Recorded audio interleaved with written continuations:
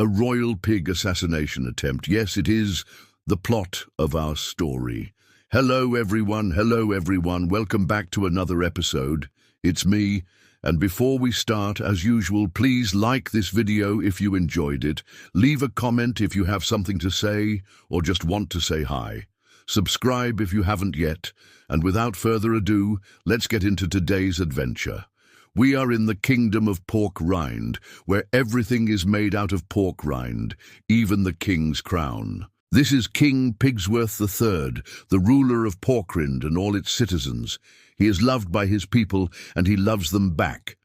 The king drives around in his little car and greets his subjects, occasionally stopping for tea and crumpets. Today is a special day, though. Today the king will be meeting with Queen Hogartha of the neighbouring kingdom of Spiced Ham to discuss an alliance between their two kingdoms. Since both kings have daughters around the same age, they thought it would be a great idea to marry them off to each other and rule together after they take over the throne. Princess Pig, Princess Ham, it has a nice ring to it. The king gets ready for the big meeting. He puts on his finest suit, the one with the shiny buttons. He styles his curly tail, shines his hooves, and combs his bristly moustache. Now he is ready. The king's guards accompany him to the gate. When he opens it, he steps out, salutes his guards, and begins walking towards the neighbouring kingdom. It's a beautiful day. The sun is shining, the birds are tweeting, the flowers are blooming, and the king is feeling pretty. He hums a happy tune as he strolls through the park, not noticing the two suspicious-looking pigs following him from afar. At this point, let me introduce you to our main character, Sir Bacon II, a brave knight with a pointy helmet and a big heart. He is returning from a successful battle where he defeated a ferocious chicken and rescued a farmer from certain death. Now he is heading home, swinging his sword as he walks. On his way, he passes by the very same park the king is strolling through and, completely oblivious to the danger he is in, sits on a nearby bench to rest. The two sneaky spies, Greasy and Muddy, finally spot their target and prepare to strike. Greasy takes out a big knife and slowly approaches the unsuspecting knight. As he gets closer, Bacon starts sniffing the air. Greasy, being the dim-witted pig that he is, drops his knife, which clatters to the ground. Bacon looks around, sees the fallen knife, and cautiously moves closer to investigate. Greasy panics and tries to flee, but it's too late. Bacon picks up the knife and charges at Greasy. The poor pig screams in terror as Bacon closes in on him, but instead of attacking, Bacon simply asks him what he's doing. Startled by Bacon's sudden appearance, Greasy drops to his knees and begs for mercy.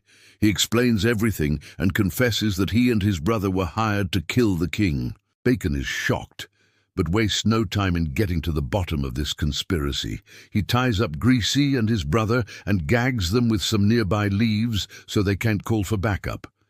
Then he sets off to find the ringleader.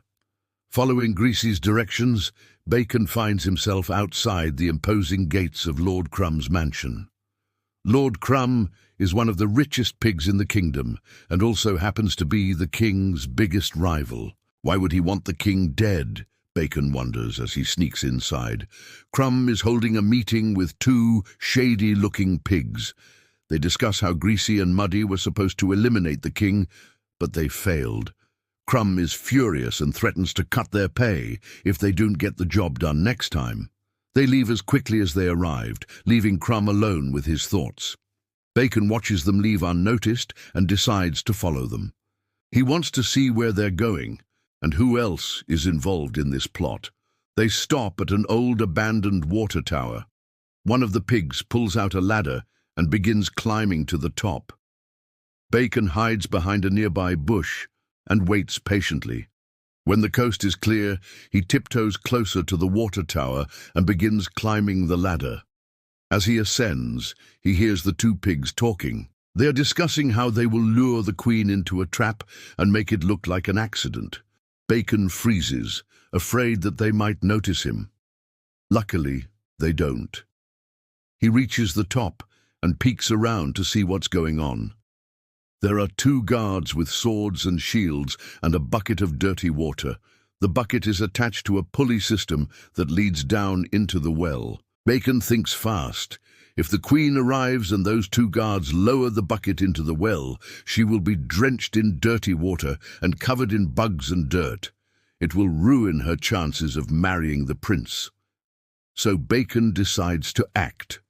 He crawls through some nearby bushes and grabs hold of the pulley system. The guards hear him and turn around, surprised. Bacon doesn't waste any time in explaining. He jumps out and attacks, knocking the swords away from their grasp. A fierce battle ensues, but Bacon is too quick for them. He disarms them and ties them up with some rope he found lying around. Then he lowers the bucket into the well and climbs down to check on the guards. He makes sure they won't be able to escape and then heads back up.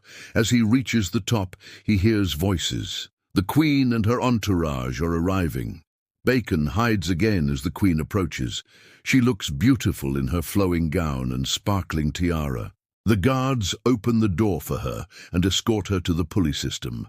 As she reaches out to grab the lever, Bacon jumps out and stops her. The Queen is startled, but Bacon quickly explains the situation. He tells her about the plot to ruin her chances of marrying the prince and shows her the tied-up guards. The Queen thanks Bacon for saving the day and asks him what she owes him. Bacon, being the humble knight that he is, simply says that he hopes to one day become a knight of the realm. The Queen smiles and grants his wish. She names him Sir Bacon III, Knight of the Realm. The two walk back up the ladder as the rest of the Queen's entourage arrives. The guards, still tied up, try to protest, but the Queen silences them with a wave of her hand. She rewards Bacon with a bag of gold and sends him on his way. As Bacon walks through the streets of Pork Rind, people cheer and celebrate. The king has returned safely, and Bacon saved the Queen's life. It is truly a double victory. He takes his reward and continues walking until he reaches his home.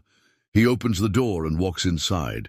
He is met with the sight of his house being destroyed and his mother nowhere to be found. Bacon is devastated. Could this have something to do with the king's assassination attempt? Who was hired to kill the king and why? And most importantly, where is his mom? We hope you enjoyed today's adventure. If you did, please leave a like and a comment, and subscribe if you haven't yet. We also have a social media account where you can share your ideas and check out our art. Thank you for watching and see you in the next one.